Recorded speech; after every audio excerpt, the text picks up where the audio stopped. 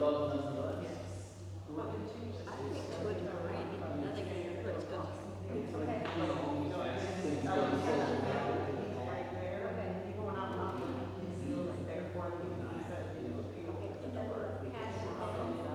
Sort of. Maybe. I'm really glad you brought that up because I don't ever remember in this particular passion either. But to be honest with you, because of how scared I was, I didn't, and also intimidated by it that I'd ever really. But you know, reading this in a way is just it's comforting because like that, yeah, because if you kept my word, I will keep you with the hour of trial. It's not that you don't see it, Yeah, that's comforting. but he's gonna still take care of it. It's what you're saying. All right. I'd like to encourage you guys to pull you back to a bit large group. Anything y'all want to share from your small group conversations? How did it feel? Fear and awe? Anything that poked out at you? What was the experience of the text like after having talked about it the way we did? Well, from our group, just real quickly, I'd say that the group was the imagery, that four living creatures, very amazing imagery. Very, these beings are kind of scary when you think about it. We love the fact that Jesus is showing love, obviously commending those who continue to be faithful, and showing some constructive criticism to those who don't. But yet he continues to love, and he's available. Jesus continues to be available. Just like in John, where we talk about John 17, Jesus is high priest of prayer. He prays for Christians past, present, and future. He is available for Christians now, even then. I think that's important. And lastly, we talked about his imagery in this, how he looked much like he did at the Transfiguration, bright, the white hair, wisdom, that sort of thing. Yeah. Thank you. That's really helpful. So a bit on the imagery. Some of you know I was looking for the gospel book and I failed to find it. If I did, I would have shown you on the front of the gospel book there are 4 images. They're those same 4 images from the book of Revelation. Each one is, in traditional Christian art, represents each of the gospel books is connected to those symbols. So that's just, I looked a lot and I couldn't find it. But tomorrow she'll hold it up. And you'll see there's like 4 things, on a gospel book, especially one that's made of metal like that, the technical term is evangelarium. You'll see those a lot. An evangelarium is sorry, you don't need to know that. That's a seminary word. But evangel, like evangelist, or evangelism, is a story as a proclaiming of the gospel, and Illyrium of metal, gospel in metal, evangelarium. That's some serious Episcopal phraseology, but that is an image that's there. So you talked about scary. What did you guys think about the difference between fear and awe? Which one is it? Is it both? Or is there a difference? Well, Hannah brought up the fact that that's what she felt. Was fear or awe or At the same time, and I both? think you can have both. Yeah. I mean, I was thinking about those beautiful thrones with all those beautiful stones, and then the imagery with those creatures. That it's like how Michael was talking about how it's amazing, but it was also kind of scary. Thinking about it, but also you're just like, wow.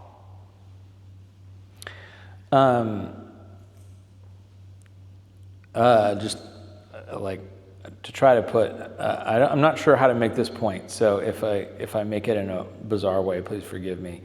Because of some experiences I had when I was younger, whenever I see a police officer, I become afraid. I've never really broken any laws, but for whatever reason, I think they're out to get me. I know better, but that's how I feel. When you see a police officer, you become afraid. I become nervous, yeah, because of some experiences that happened to me when I was younger. What happened? Off camera, we'll talk about that. I didn't do anything. I want to be really clear. But I had a very uneventful childhood. But for whatever reason, yeah. Now, I'm very aware that other people, when they see a police officer, they feel comforted. The difference is whether you think the power is going to be used against you or to protect you, right? So the same thing in the book of Revelation, right? The stuff is scary, but if it's on your side, it's supposed to be scary to the other people, right? And so if you're feeling afraid of it, it's because you find yourself tempted to put yourself in the seat of judgment. But once again, it's written to be read by the people that are thinking themselves faithful. Remember earlier I talked about one of the reasons why Revelation is difficult for people to read nowadays is that oftentimes we're worried about whether we're going to be judged. Am I Christian or not? Am I going to heaven? Do I count? But the people reading Revelation, they had already given up so much for their faith, right? That's not their existential question. Their existential question is, how can I keep up the strength to keep faithful in the midst of this, right? Which is to say that it's not designed to scare you. If God is your God, and these powers are on God's side, then they are there to defend you, right? It's your army. It's your police officer. The things that I try to tell myself when and to be fair, I say that, and I'm aware that the same thing happens when I walk around in my clerical collar. Some people are like, ugh, and other people are like, oh. God wouldn't allow this plane to blow up because there's a priest on it. I don't know. Anyway, that's not how that works, but that's the way that people think. So it's once again, it has to do with your relationship with the authority as to whether or not it's comforting or threatening. Which turning around is once again, one of the reasons why I really dislike and disapprove of the degree to which Revelation has been used as a scare tactic to get people to behave, because it's really designed to be no, there is no power that's greater than God's power. Another example is what we've done, another contemporary example, imagine, is think about how much we've messed up the story of Christmas. There's a little side story about my mother-in-law. So my mother-in-law, when she sees kids doing things that she doesn't like making noise or whatever, she'll pull out her cell phone and she'll be like, "Hey kids, I'm calling Santa." For real. These are kids she doesn't even know. So somehow, this story of how God became human for our salvation and to save us from all things evil, that Jesus came into the world not to condemn the world but to save the world, becomes a threat to make you be quiet. Right? This is what we do. This is what happens when we take the power of Christianity and put it in the hands of the empire as opposed to those who are victims of the empire. Which is why you have to be careful about how you use the power of this faith. Like you have to be careful of how you use anything with a lot of power. Be careful about how you drive a car, because you can hurt somebody. That doesn't mean that cars are bad. They give you a power to go a distance you never could go on your own, right? It's the same thing with faith. It's where the power is, so there's also some things to be aware of when you're handling these things, right? Great. Other things that came out of the reading, like of your experience of that reading. Well, I like poetry, and I am one of those audio learners or whatever. I learn better by hearing it. So, I like listening to the Bible being read out loud, and I do think the imagery is beautiful. I think, and it's just crazy. Like some of those gems that they mentioned, I don't even know what those are. I don't even know what color those were. It's just, some of them I do. There's very beautiful moments. Yeah, I was Googling gems all weekend. I was like, which is this one? But once again, it's like, not necessarily in this passage, but as you go more into some of the other sections, especially the sort of evil bad guy forces, the beast and stuff like that. It talks a lot about the gems and wealth that there is. There's a lot of power, wealth that are connected. Once again, this is the birth of empire. All of a sudden, power and wealth is kept in the hands of the corrupt force that's trying to kill Christians, right? So when you're trying to put yourself inside of this experience, that's part of what you see, right? I love that you talked about it as poetry. I actually think that this book is much better taken as if it's read like a poem than like an essay, because it is full of so much rich imagery, and it starts coming faster and faster and faster even after this passage. Like it's just getting warmed up, and what I read to you just now. Think about rainbows or whatever, they're everywhere, like when you're a kid and stuff, there's, rainbows everywhere or whatever. But rainbows are crazy pretty. Yeah. Like I remember Megan's first rainbow in the Harris Teeter parking lot. And not only did we stop and look, because it was our first rainbow, but everybody stopped and looked. Rainbows are, gorgeous. It's just, this imagery is just amazing. Well, and the other thing that starts getting worked into this imagery is it's clear that it's coming to, through, and for people that are experienced with the Bible. For those who have studied the Bible deeply, when you think of a rainbow, what is the first thing that they'll think of? Noah, the flood, in which creation was almost destroyed, but not, and God promised that they wouldn't destroy it again. It's a symbol of protection and endurance in the middle of an experience of pain, persecution, and an attempt to stick with endurance, right? But at the same time, it's a rainbow like an emerald. I don't even understand what a rainbow like an emerald is, right? A rainbow's got all these colors, and emerald is green, I think. I don't know. But once again, it's so rich, right?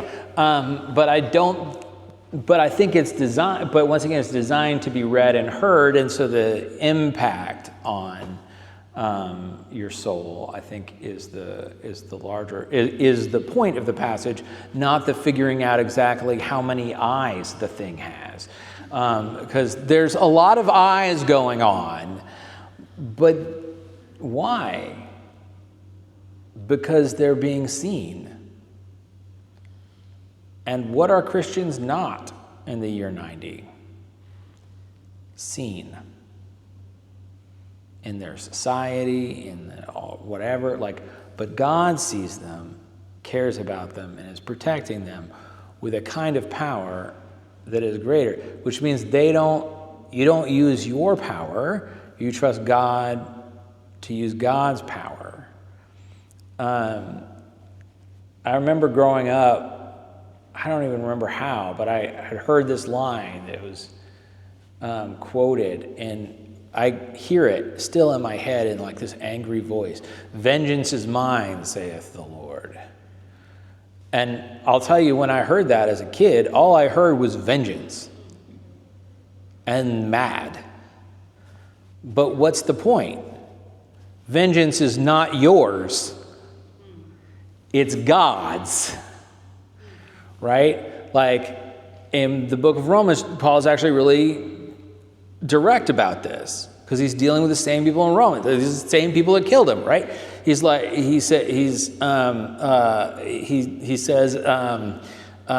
leave room for the judgment of God, right? Like leave room, like the wrath belongs in God's court, not in yours.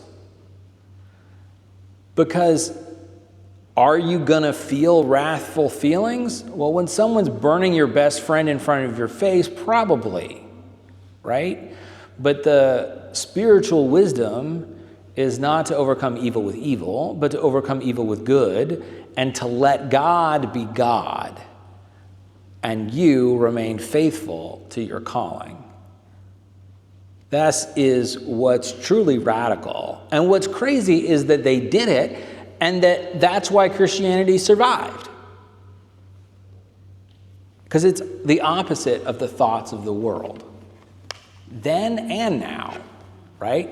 Now we tend to think the one with the bigger guns and the more money is the one that wins. But that's not the story as it's being laid out in Revelation. We're not to the end of that yet, but yeah. Any other thoughts from the small group conversations?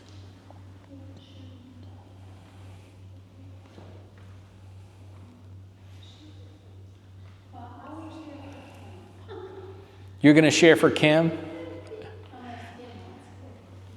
She just noticed that at the end of each one of the readings, or each one of the Excerpts?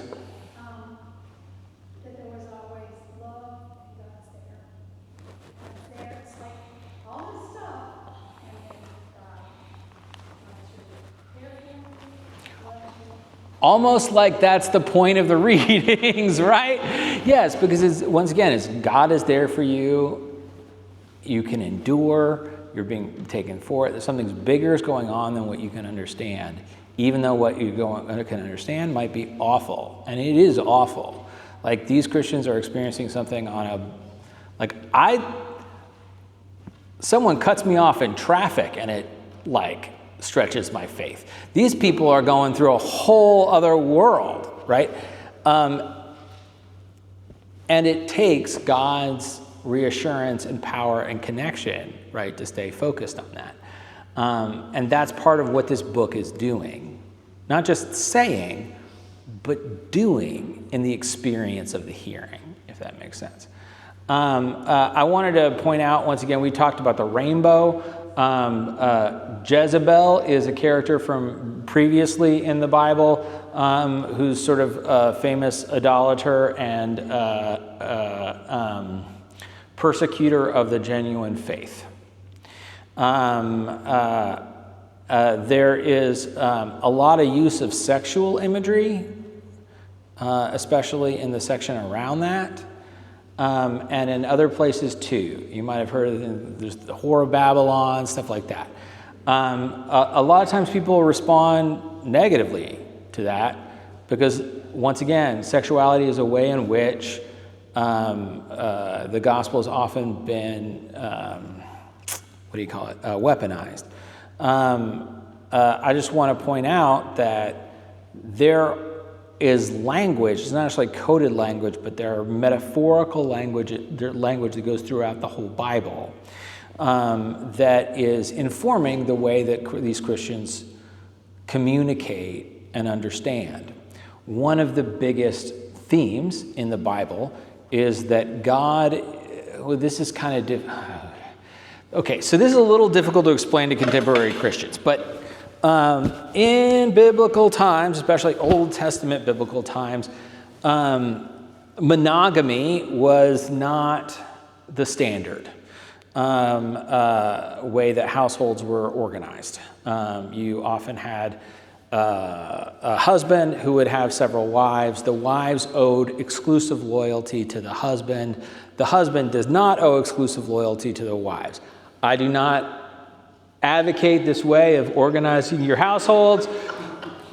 And that was the thing in the culture, right? So throughout the Old Testament especially, there is this ongoing theme of Israel, the people of God, are the bride of God, that they are the wife of God, which is not to say that God doesn't go out and has another wife with the other nations, right? But that they live in exclusive loyalty. So when there is idolatry or people pull from God, a lot of times it's couched in this language that's understood as between husband and wife. And so when you hear things like you've become a whore or a whoredom or the whore of Babylon, that's really more about that. I would take that more as being aimed at the infidelity that people have in their relationship with God rather than actual sexual activity, right? In the same way that when Jesus says you are like a sheep without a shepherd, the term shepherd is used throughout the entire Bible as meaning a king, because David was a shepherd, and even before that. So he's saying you are a people with nobody to care for you. He's not saying you are actually sheep. He is saying you are like a nation without a king, right? So these are just ongoing metaphors that go through the Bible. So just in case the sexual imagery hits some buttons for some people, I'm not saying that I can take that away completely, but you should take it, I think it should be taken with a grain of salt, because it is a part of this ongoing biblical narrative about the chosen, of the nations are all spouses to God, and sometimes faithful and sometimes unfaithful. The prophet Hosea is sent out to marry a prostitute in order to make a point about how unfaithful the chosen people have become, right? So like these are things that go on throughout the Bible. So it's just part of the language and metaphor that is worth understanding. There might be more than just the literal thing going that's being pointed at. Or in fact, I don't even think it's about sexuality at all. It's about this in this passage. I think, once again, you can't really decode the language, but what I take about it has to do with fidelity to God and God's call. Does that make any semblance of sense? Okay.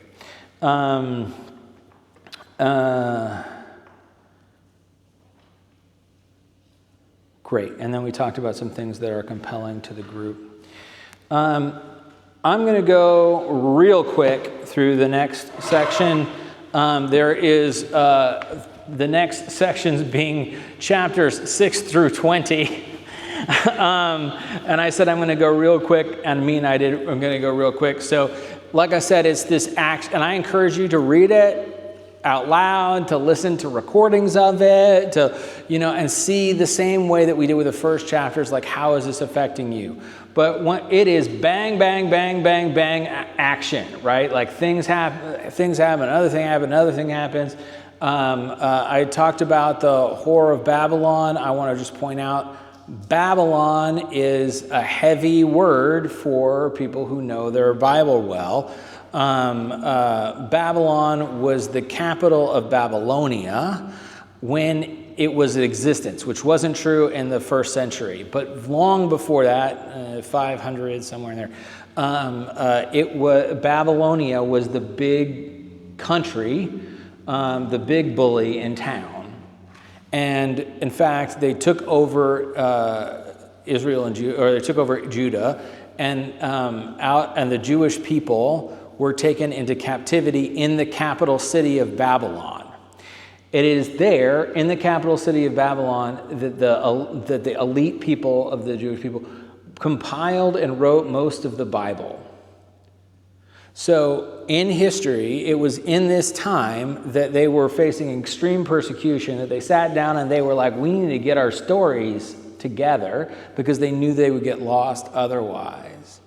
So when you were talking about Babylon, they're probably not talking about the actual city of Babylon, but they're talking about this outside evil force that is persecuting the faith, but also finding clarity in the midst of that process, right? Like that is, that's the fulcrum on which the entire Old Testament, this isn't an Old Testament class, but that's the fulcrum on which the entire Old Testament turns.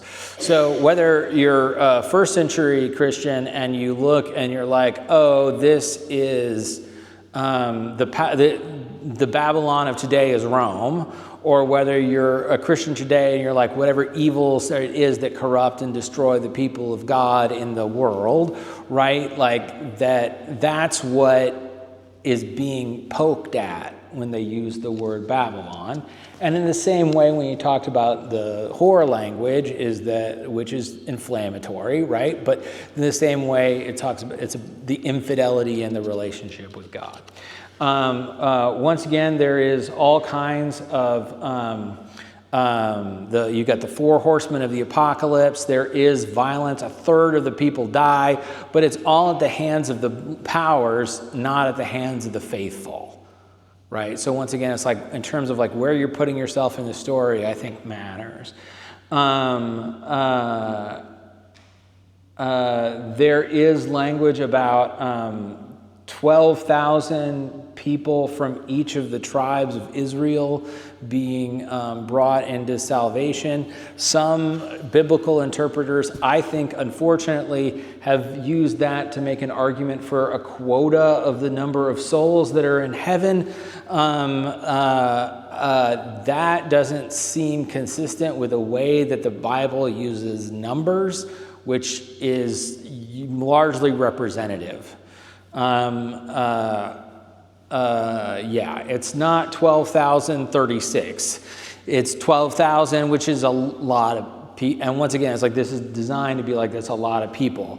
Also imagine like John is having this vision. It's not like he gets out a counter and starts doing like the ushers do on Sunday morning, right? Like it is this grand vision, right, that's pointing to a larger truth, not necessarily to be taken as a literal number, though in past some interpreters have taken that very literally. Side note, I said I was going to talk about this, and I guess I have to.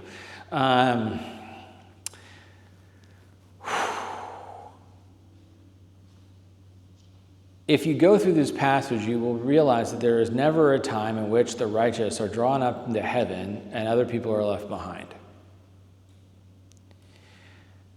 Which might surprise some people who have been taught very specifically about the rapture.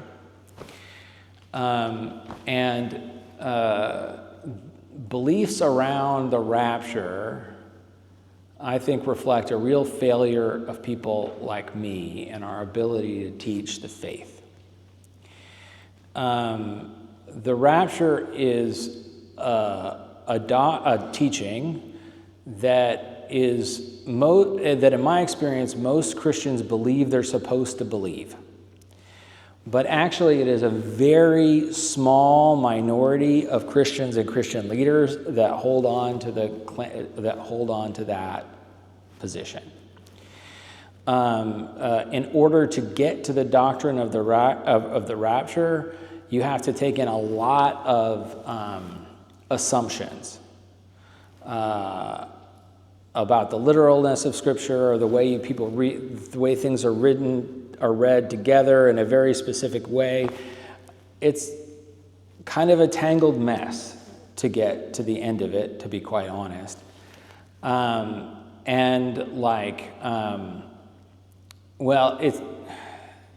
give you an example. So, let's not talk about Baptists, because you can never really know what Baptists believe, because there's no like hierarchy really. But name off for me some other Presbyterian, other Christian denominations. Methodist, Lutheran. Let's throw in Episcopal.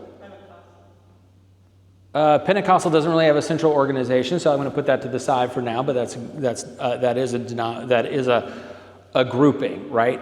Roman Catholic, okay. All 5 of those, not one of them teaches the rapture. Not one. There's a very small minority of some Pentecostal, whatever. There's a very small minority of evangelical churches that rose late in American history that have pushed that. And since the Left Behind books came out, it seems like most Christians think they're supposed to believe it. But that's not the teaching of the vast majority of Christian history at all, and or even the vast majority of sort of organized Christianity now. Which isn't to say that you can't believe it. You can believe it and be here. Like, you can be an Episcopalian and believe it. But it's not our teaching. Like, we're not like, you need to believe this. Because once again, it's to get to the way, like, it has been taught in this like bizarre level detail. But sometimes this happens when people work with Scripture, when they really have to believe that every word of it is literally true, or at least true in some, like powerfully true in some sense. When I was in seminary, when I was in undergrad, they had me read this one guy who was arguing. So the versions of the Gospels, they don't match on a lot of the details. The cock crowed before Peter, whatever, was 3 times, right? So I read this one guy who was arguing that because the Bible, every word had to be literally true, and the things didn't match, the cock actually crowed like 7 times in order to make it all work out. That's not the way that it worked. Like, because that's also just not the way that's not the way records were kept. It's not the way stories were told. Not to mention the fact that most people didn't write down stories. They told them and then wrote them down later, which isn't to say that it's not meaningful and true and valuable, but you can lose the point if you get too granular.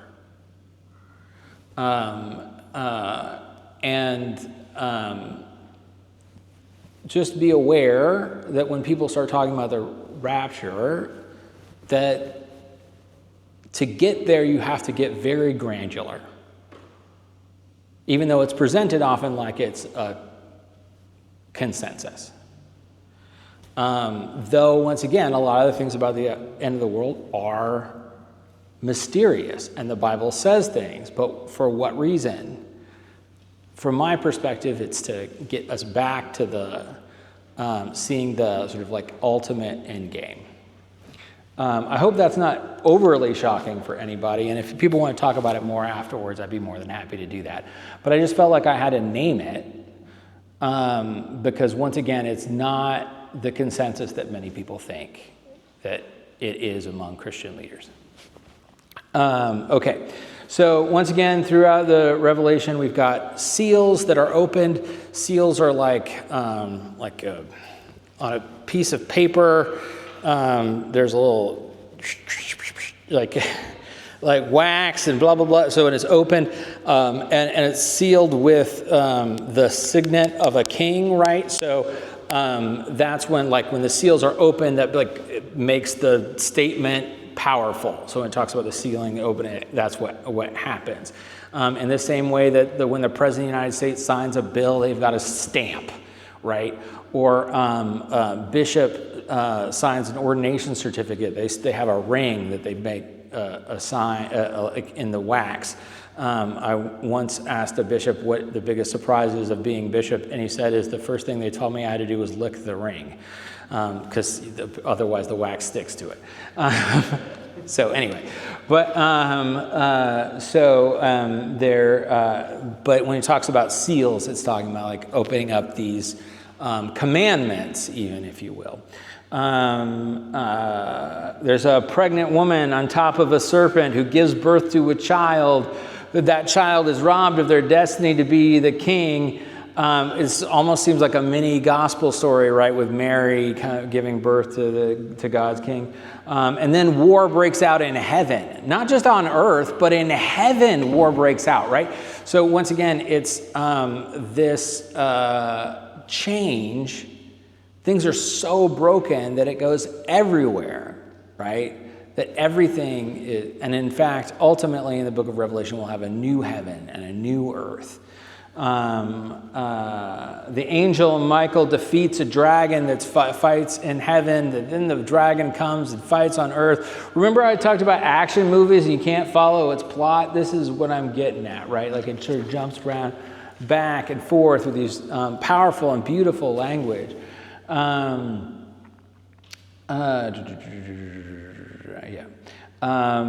Names are written in the book of life, and that's what your sort of goal is, right? Is that to be counted faithful through it all. I put in a quote where it specifically talks about how the faithful are not to pick up the sword, that if you live by the sword, you die by the sword, which is a quote from Jesus, but brought in again in Revelation. If you kill with a sword, then with the sword you must be killed. Once again, there is violence, but it's in whose hands? Not yours, right? So I sort of said you begin to see and feel like how it's a sci-fi or action flick even, and it is, right? Like the human imagination is really interesting, and how God speaks to the human imagination is equally complex and interesting. Satan is thrown into a pit for 1,000 years. That's an interesting thing to happen. To me, it makes sense because it gives people a time to repent when they're not being controlled by this outside force, right? But then that's still not the whole end of the story. He'll sneak out again. Once again, it's like thing happens, undoes, redoes, but like the changes in the plot go back and forth fast through these 20 chapters. And you sort of have to hold on with your whole, with your focus, with your attention, and in the same way that these people are living their life, right? The experience of this vision is reflecting the experience of life, in that it is confusing and befuddling, but also something that if you hold on to, something new will come. All right, great.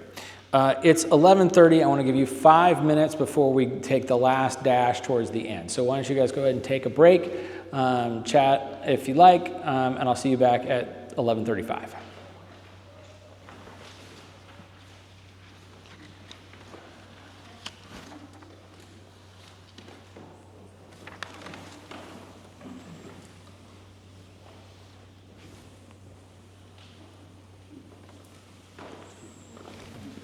I think I might know where. That's fine.